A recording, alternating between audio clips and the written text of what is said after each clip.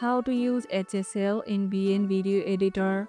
Ready to fine-tune colors like a pro? Let's explore the HSL tool in VN Video Editor. Select your clip and open the color or adjust menu. Find the HSL section. This stands for hue, saturation, and lightness.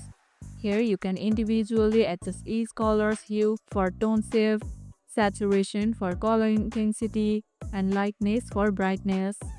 Slide the controls gently and watch the colors transform in real time. Use HSL to fix color imbalances or create artistic looks by tweaking specific colors without affecting the whole video. Tried color grading with HSL before? Share your experience in the comments below.